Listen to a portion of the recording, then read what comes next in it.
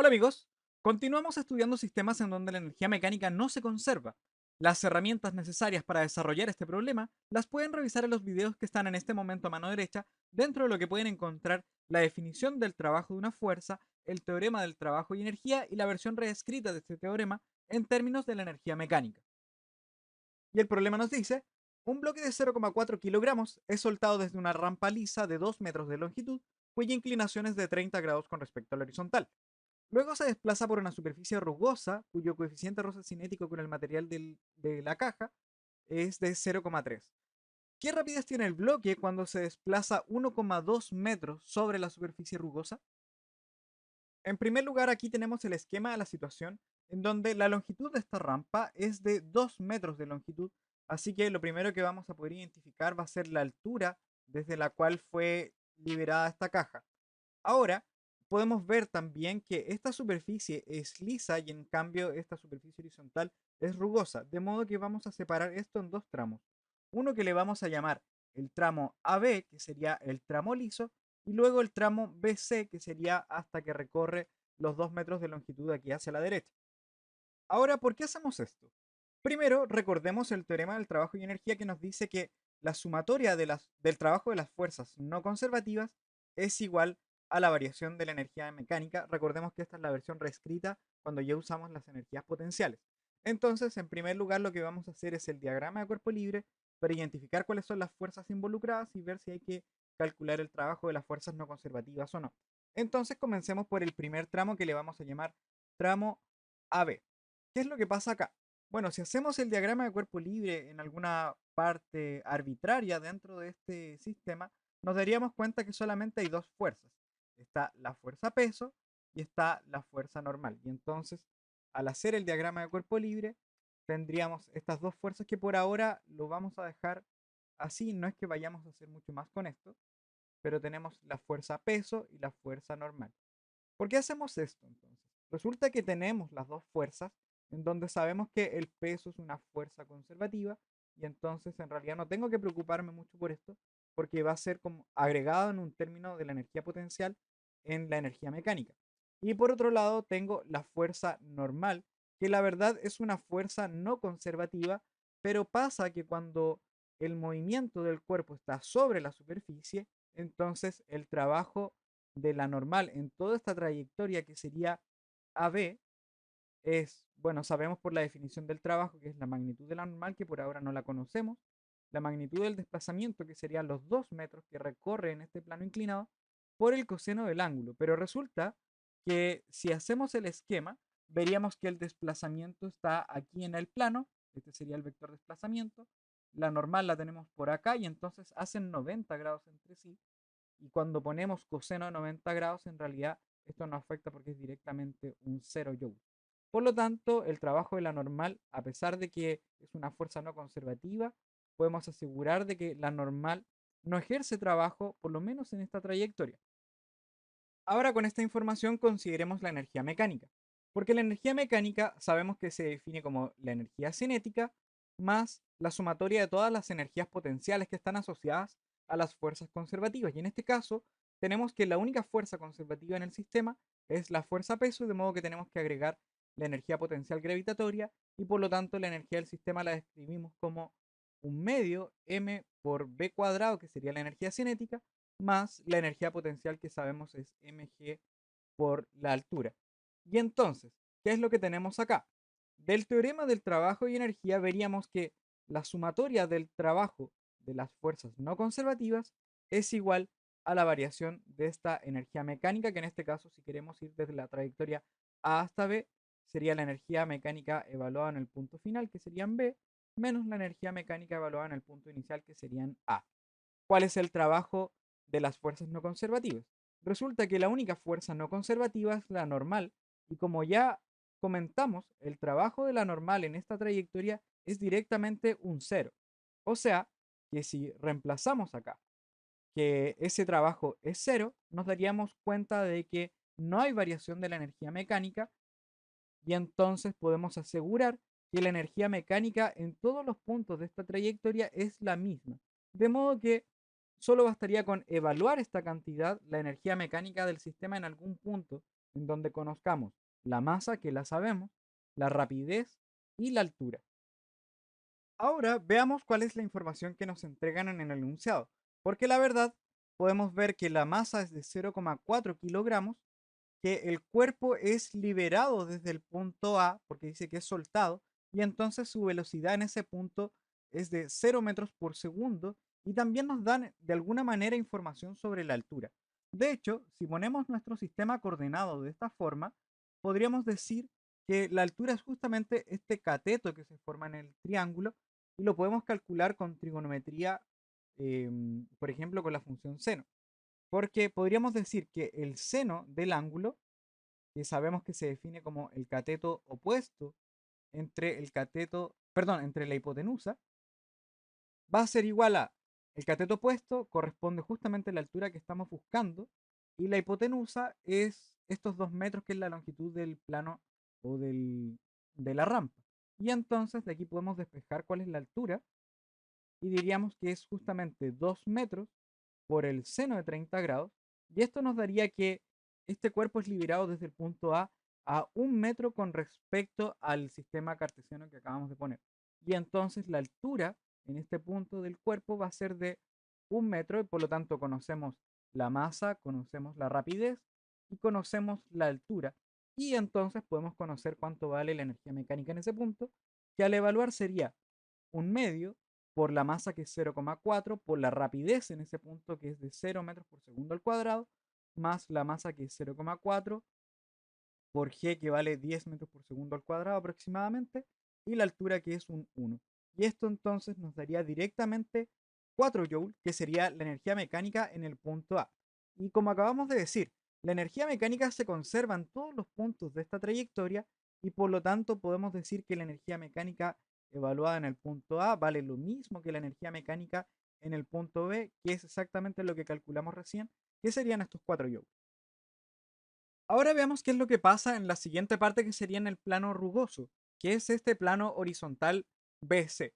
Resulta que cuando vemos las fuerzas nos encontramos directamente con la normal, nos encontramos con el peso, pero también aparece ahora otra fuerza, que sería la fuerza de roce. Nosotros ya tenemos algo de información con respecto a esto, porque habíamos dicho que si bien la normal es una fuerza no conservativa, el trabajo iba a ser cero, que en este caso también corresponde porque es perpendicular a la trayectoria, y entonces no nos preocupamos mucho por esta fuerza. También la fuerza peso es una fuerza conservativa, así que también la agregamos como en el término de la energía potencial. Sin embargo, nos aparece esta fuerza de roce, que no es una fuerza conservativa, de hecho sabemos que le quita energía al sistema, y entonces ahora sí debemos calcular este trabajo, porque este trabajo de la fuerza de roce para esta trayectoria va a ser distinto de 0 joules. Entonces veamos cómo hay que hacer esto para abordar la situación de la no conservación de la energía mecánica en esta trayectoria. Aquí nuevamente recordamos que esto lo hacemos por el teorema del trabajo de energía reescrito, que nos dice que la sumatoria del trabajo de las fuerzas no conservativas es igual a la variación de la energía mecánica. Esta parte ya la podemos hacer, ya tenemos cuál es la energía mecánica del sistema.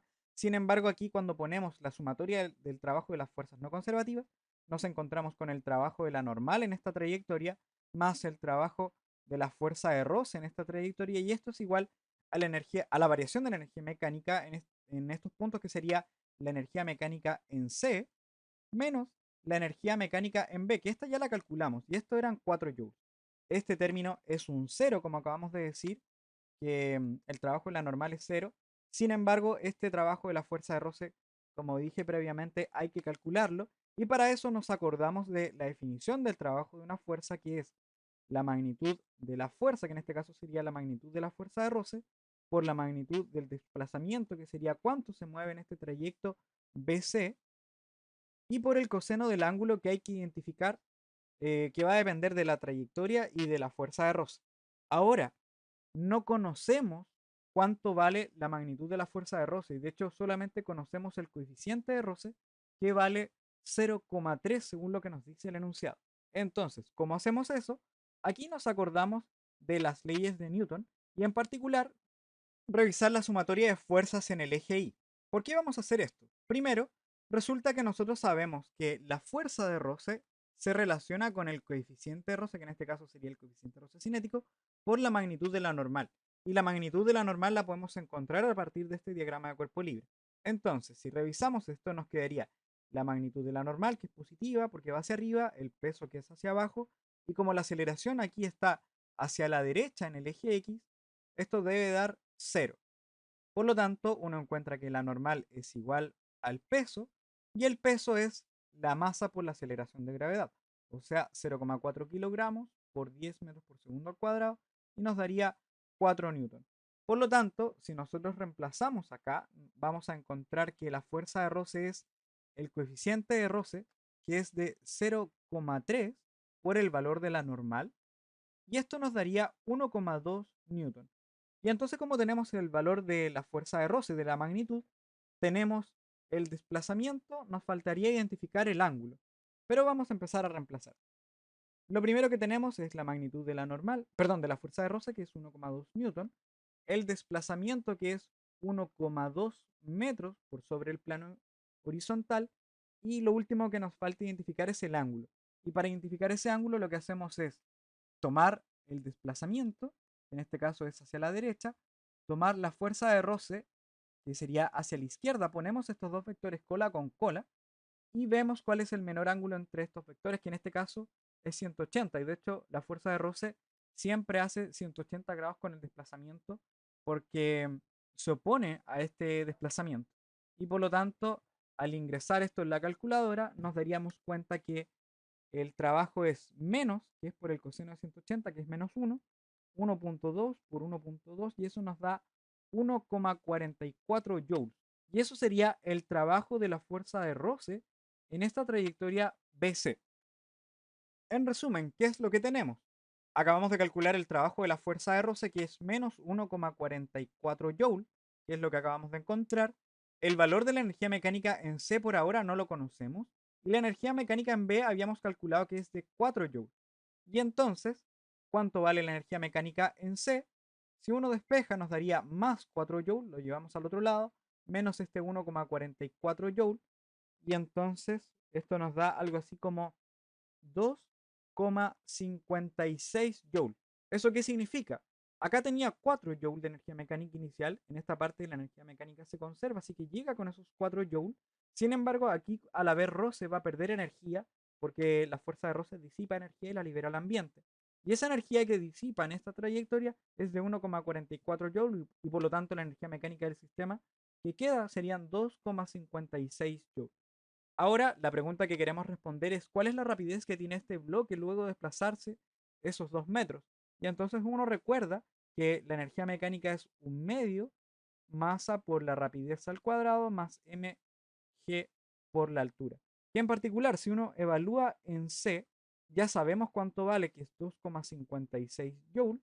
Y por el lado derecho tendríamos un medio, la masa que es de 0,4, por la rapidez en C, que es lo que estamos buscando al cuadrado, más 0,4 por 10 por la altura, que con respecto al observador que habíamos puesto antes, que estaba justo en este punto, a la altura del suelo, entonces vería que la altura en B o en C o en cualquier punto de esta trayectoria es 0.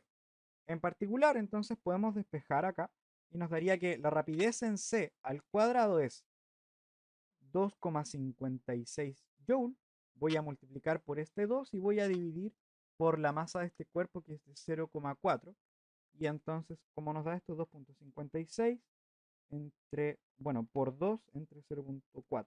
Esto nos da 12,8 y por lo tanto de aquí despejamos cuánto vale esta rapidez, que sería la raíz de 12,8, y eso sería algo así aproximadamente 3,58 metros por segundo. Y con eso ya tenemos resuelto el problema. Y bueno amigos, espero que esta solución te haya sido de ayuda y también me gustaría dejarte una pregunta asociada a esta situación de la que espero tu respuesta en los comentarios. Y la pregunta es, ¿qué distancia recorrerá el bloque en el plano rugoso antes de detenerse? Si esto te fue útil, no olvides darle like a nuestro video y suscribirte a nuestro canal para estar atento al nuevo material que seguiremos subiendo. Y si tienes consultas, no dudes en escribirnos para poder ayudarte. Lo dejamos hasta aquí, cuídense y nos estamos viendo.